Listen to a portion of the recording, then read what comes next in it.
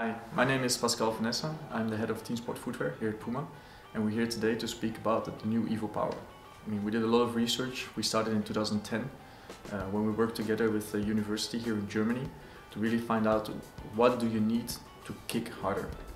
And what was interesting in the research that the shoes that did the best were actually the shoes that had hardly any pieces stuck on top of them, which is very how things were in the past, the traditional way of doing power boots, very overbuilt. So we looked at, okay, why is the barefoot actually better? And it turned out that the reason why the barefoot is better is because the angle you can make is bigger.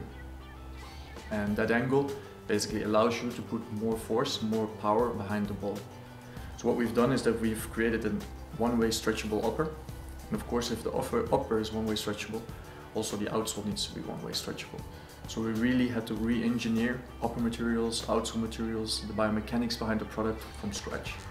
We incorporated that into the first generation, which was launched of course in 2014.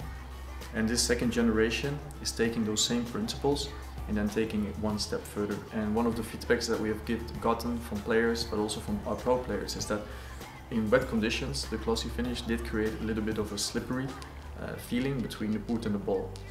And this is something that obviously in the new generation we wanted to avoid. So we've opted for a material which is a little bit rougher, the texture is a little bit deeper, and also we've incorporated GripTex.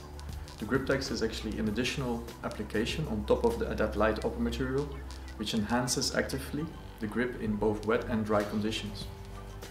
So we've introduced the AccuFoam, which was on the first generation, largely on the medial side, and the pieces were a little bit bigger. And this material, you can see it here on the sample a little bit, it makes the boot a little bit more wide. And this is something that we obviously took on board because we want to have especially for the statement boot, we want to have a performance fit. It needs to really wrap around your foot, it needs to be comfortable, but it also needs to give you the best sensitivity to the ball. So as you can see here, the shoe is already a little bit sleeker. It's the same last, but the boot fits a little bit sleeker, a little bit nicer around your foot.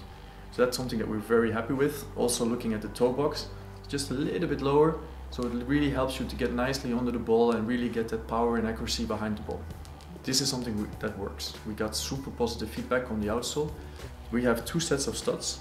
We have the stability studs or the traction studs, which help to get the stability in your stance leg.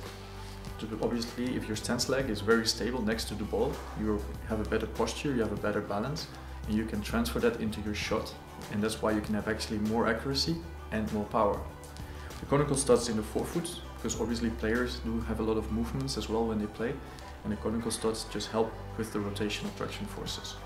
And then we have the GSF, which is the Gradual Stability Frame. And this works a bit like the human spine. So obviously your spine allows you to be very flexible towards the front, also to the side a little bit, but when you go back it blocks automatically. And that is exactly the same with the shoe.